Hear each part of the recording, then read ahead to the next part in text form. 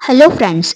All India bank pensioner and retired confederation की तरफ से लेटेस्ट एक लेटर इशू किया गया है जो कि आईबीए को इशू किया गया है, जिसमें उन्होंने सबसे पहले एक्स ग्रेशिया जो कि पेड किया जा रहा है पेंशनर्स एंड फैमिली पेंशनर्स को, उसके बारे में बात कही है। इसके अलावा इन्होंने पेंशन अपडेशन से रिलेटेड मुद्दे को भी दोबारा रेज किया है। तो पेंशनर से रिलेटेड ये इंपॉर्टेंट इन्फॉर्मेशन है, काफ़ी सारी जानकारी इसमें दी गई है। वीडियो को एंड तक ज़रूर देखिएगा ताकि आप जान पाएंगे कि पेंशन अपडेशन के आगे क्या चांसेस हैं। इसके पहले आपसे रिक्वेस्ट करना चाहूँगी कि पेंशन अपडेशन, बाइपार्टाइट सेटलमेंट से रिलेटेड सारी इन्फॉर्मेशन के लिए चैनल को सब्सक्राइब ज़रूर करें, क्योंकि ऐसी इन्फॉर्मेशन से रिलेटेड वीडियोस हम लेकर आते रहते हैं। तो फ्रेंड्स, जैसे कि ये लेटर इशू किया गया है आईबीए को, तो सबसे पहले इन्होंने अपोज किया है एक्स ग्रेशिया वर्ड को, जो कि अभी पेंशनर्स के लिए लाया गया है।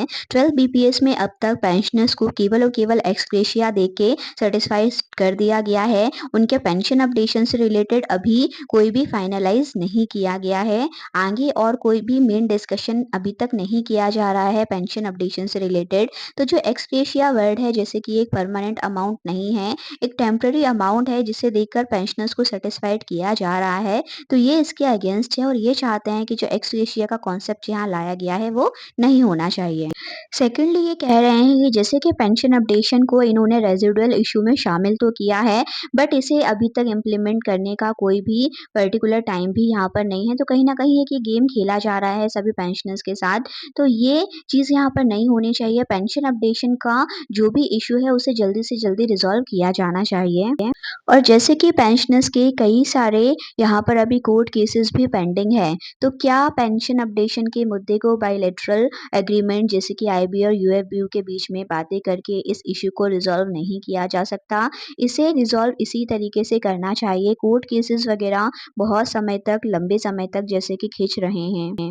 नेक्स्ट है, what further issue of discrimination have been created in the process. तो और क्या यहाँ पर डिस्क्रिमिनेशन है? In the settlement there is mention that the new dearness relief calculation formula is applicable for those who retired after 1 November 2022। तो जो dearness relief के calculation का फॉर्मूला लगेगा वो केवल उनके लिए लगेगा जो रिटायर हुए हैं after 1 November 2022। It needs an immediate examination at your and and rectification measures be taken. We have already drawn your kind attention to the aforesaid subject by our earliest letter dated 14 March 2024। तो D R को लेकर जो D R की calculation होनी है उसके regarding भी यहाँ पर जो चीज़ें रखी गई हैं कि 1 नवंबर 2020 बाद के लोगों के लिए ये फॉर्मूला रहेगा, या इस टाइप की जो भी चीज़ें हैं या जो भी चीज़ें होनी चाहिए उससे रिलेटेड प्रॉपर एग्जामिनेशन की यहाँ ज़रूरत है।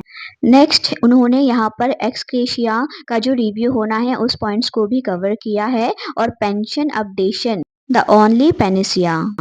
We have told our view time and again before you on the legal and financial aspect pertaining to the above issue. This is the only way to redress the long pending grievance and nothing is between can be a substitute of pension updation।